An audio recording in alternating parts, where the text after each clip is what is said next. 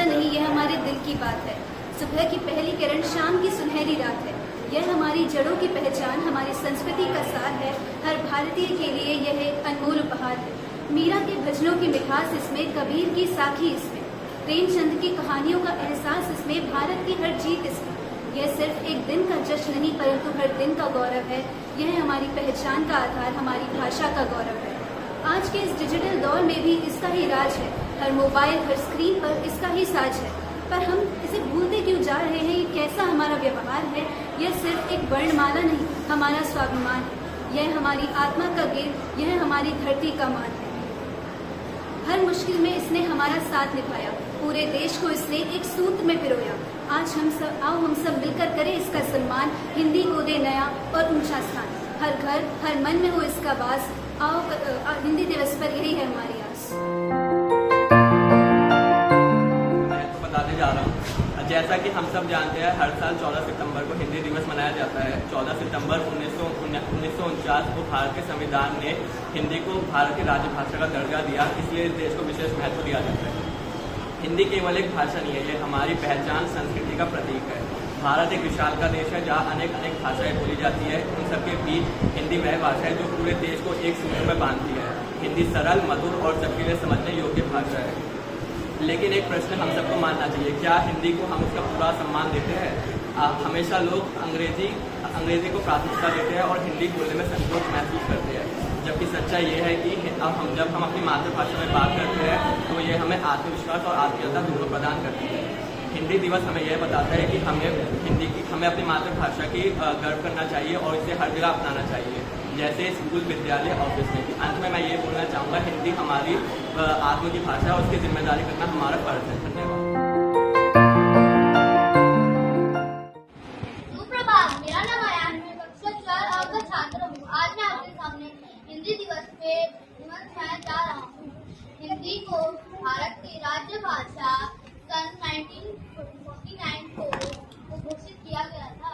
हिंदी दिवस भारत में सबसे पहली बार 1953 में मनाया गया था। हिंदी बहुत सरल भाषा है, हमारी एकता का प्रतीक है।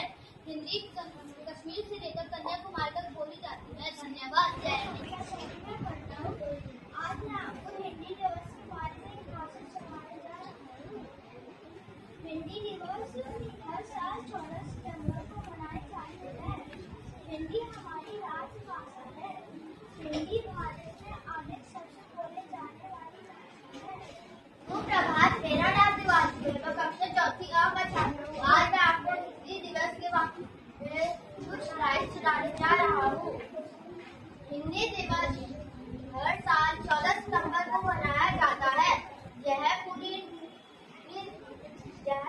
दुनिया में तीसरी अधिक बोले जाने वाली भाषा है।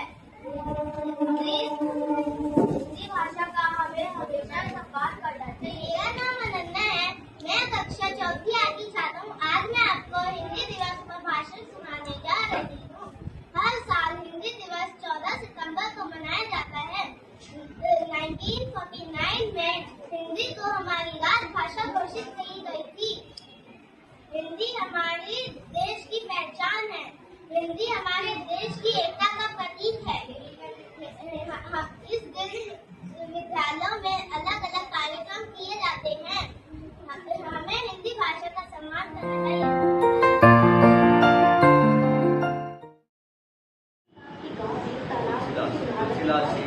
काल के राम भक्ति शाखा के प्रतिनिधि कवि थे। उनका जन्म 1532 ईस्वी के आसपास हुआ। उन्हें राम भोला नाम या तुलसीदास गोस्वामी के नाम से जाना जाता है। उनकी कुछ मुख्य रचनाओं के नाम है रामचरितमानस, बजरंग बाण, हनुमान बाहु तथा 27 नवंबर 1907 उत्तर प्रदेश में हुआ। शिक्षा उन्होंने एमए की डिग्री इलाहाबाद विद्यालय से प्राप्त करी और कैम्ब्रिज यूनिवर्सिटी से पीएचडी की डिग्री प्राप्त करी। भारत में उनके छायावाद के प्रमुख कवि माने जाते हैं। प्रेमचंद आधुनिक काल के कवि थे। हिंदी के क्षेत्र में उनके योगदान को प्रेमचंद यूपी कहा जाता है। वह सरल, सजीव व व्यवहारिक भाषा का प्रयोग करते थे। उन्हें नवाब राय भी कहते थे। उनकी प्रमुख कृतियां कुछ इस प्रकार है: गोदान, गबन, निर्मला आदि। उन्हें कोई पुरस्कार इसलिए नहीं मिले क्योंकि तब पुरस्कार स्थापित थे। सिंह दिनकर आधुनिक काल के महान कवि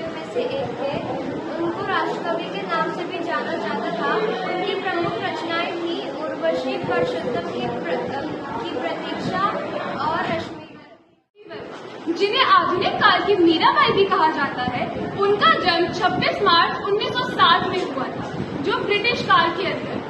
इनकी लेखन शैली भावनात्मक और विचारात्मक थी। इनको कई पुरस्कार मिले, जैसे पद्म विभूषण, पद्म भूषण और ज्ञानपीठ पुरस्कार। आधुनिक काल के कवि थे। इन्हें प्रकृति के कुमार कवि भी कहा जाता है। यह ज्ञानपीठ पुरस्कार प्राप्त करने वाले पहले हिंदी कवि थे, जिनकी रचनाओं में वीणा, पल्लव और कला और गुणाचार। तुलसीदास जी एक बहुत प्रमुख कवि हैं।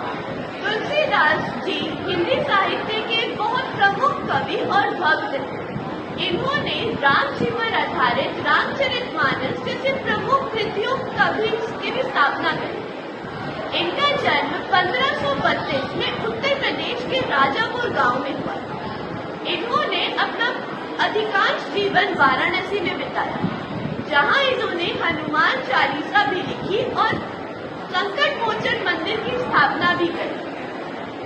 बचपन से ही इन्हें राम मोला के नाम से जाना जाता है। मीराबाई हिंदी साहित्य के भक्ति काल की प्रमुख कवि थी। यह काल 14वीं से 17वीं शताब्दी तक था। मीराबाई का नाम पूरे संसार में कृष्ण भक्त और उनकी प्रेम के नाम से अपने समय के कुछ कोटि के संत माने जाते हैं। इनका जन्म 1360 में वाराणसी में हुआ था। इन्होंने अपनी जिंदगी में बहुत सी रचनाएं और कविताएं भी लिखी हैं, जैसे साखी, प्रेमानी इत्यादि। इनकी मृत्यु 1518 में हुई थी। उनका जन्म 7 मई 1861 में हुआ था। वे 20वीं सदी के कवि थे। उनकी प्रमुख कृतियां थी विचारशील, गौरव गौरे और उनको साहित्य के नोबेल पुरस्कार तथा अन्य पुरस्कार सम्मानित किया गया। उनकी मृत्यु 7 अगस्त 17 में हुई। हिंदी दिवस का महत्व बताने जा रहा हूँ। जैसा कि हम सब जानते हैं, हर साल 14 सितंबर को हिंदी दिवस मनाया जाता है। 14 सितंबर 1949 को भारत के संविधान ने हिंदी को भारत की राजभाषा का दर्जा दिया, इसलिए इस देश को विशेष महत्व दिया जाता है। हिंदी केवल एक भाषा नहीं है, ये हमारी पहचान, संस्कृति का प्रतीक है। भारत एक विशाल का देश है, जहाँ अनेक भाषाएं बोली जाती है। उन सबके बीच हिंदी वह भाषा है जो पूरे देश को एक सूत्र में बांधती है। हिंदी सरल, मधुर और सबके लिए समझने योग्य भाषा है। लेकिन एक प्रश्न हम सबको मानना चाहिए, क्या हिंदी को हम उसका पूरा सम्मान देते हैं? हमेशा लोग अंग्रेजी को प्राथमिकता देते हैं और हिंदी बोलने में संकोच महसूस करते हैं, जबकि सच्चाई ये है कि जब हम अपनी मातृभाषा में बात करते हैं तो ये हमें आत्मविश्वास और आत्मीयता दोनों प्रदान करती है। हिंदी दिवस हमें यह बताता है कि हमें अपनी मातृभाषा की गर्व करना चाहिए और इसे हर जगह अपनाना चाहिए, जैसे स्कूल, विद्यालय, ऑफिस में। अंत में मैं ये बोलना चाहूँगा, हिंदी हमारी आत्म की भाषा है और उसकी जिम्मेदारी करना